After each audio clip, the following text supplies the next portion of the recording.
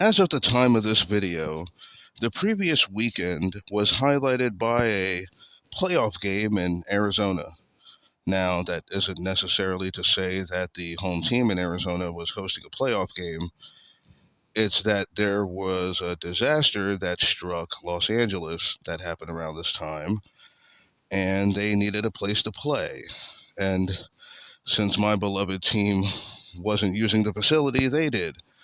And they used it as a means to raise civic pride and help people who were facing devastation in the face of disaster. And that brings up a really good point in my mind that I want to talk about. Professional sports. Some people view it as the opiate of the masses, a distraction from the things that really actually matter in our culture. And some people see it as a viable profession that is a meaningful part of the human experience. And you know what? What if it's both? What if it's neither? What if it's all those things and something more? What the heck am I talking about? Well, there seems to be some elements in culture that have not strong opinions, but opinions about professional sports. And one of the things that I often hear is that professional sports just serves as a distraction. It's nothing more than trivial activity that's meant to keep you from looking at the things that really matter and are affecting us. And there is a little bit of truth to that. But I would argue that it's not that much different from any other form of entertainment. I mean, a lot of people go to movies for escape or listen to music for an escape. And sports isn't really that different in that regard, even if you don't think of them the same way. I know in one regard, you're measuring athletic competition, physical exploits.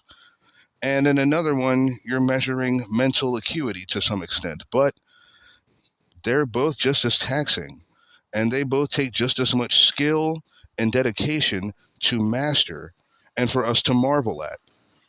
And in fact, athletic prowess is a type of intelligence. A lot of times when we see someone who excels at a sporting activity, we're apt to call them a genius because it does take ingenuity to master those kind of skills. But people still want to trivialize it.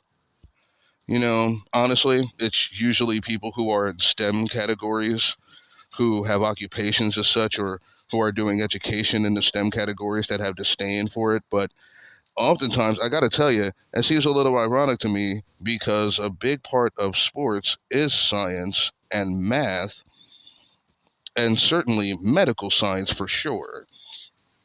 And so a lot of people will see sports and they'll tell themselves, this doesn't really matter to me.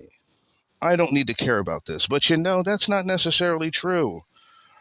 I mean, take the Super Bowl, for instance. The players playing in the game, that certainly matters to them. The auxiliary personnel on the team or as part of the facility, it certainly matters to them. Even if you don't care anything about the game, say you're selling concessions. That's probably going to be a really big day for you, so you certainly care. So I think it's a misnomer to say that sports doesn't matter, because if you're going to say sports doesn't matter, then you can also say that movies don't matter, or music don't matter, or dancing doesn't matter. And those are things we do that make us feel good, and they may be a distraction from the real world, but sometimes it's necessary to recharge your batteries in a figurative sense. And for a lot of people, sports does that. And sports does that for the second thing that people remark when it comes to sports, and that's that it is a viable profession that's important to the human experience. I mean, for one thing, the ancient Greeks certainly thought so when they came up with the idea of the Olympics. And human endeavor when it comes to physical exploits, well, that was certainly important during the Renaissance, seeing as to how we call people who are both mentally and physically adept Renaissance people. So, yes, it is a profession.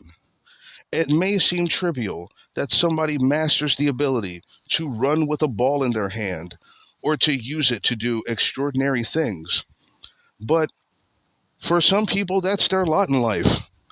I mean, if you're 6'5", 220 pounds, and you can run incredibly fast, why wouldn't you use those strengths? It certainly wouldn't be out of character or lacking in character for you to want to engage in a profession that uses your physical gifts. It wouldn't be that much out of order for a smart person to do the same. And as far as a viable profession, well, I remember when I went to school as a young boy, we had physical education. And it was important for us to know that it wasn't just athletic competition that a person should stay healthy.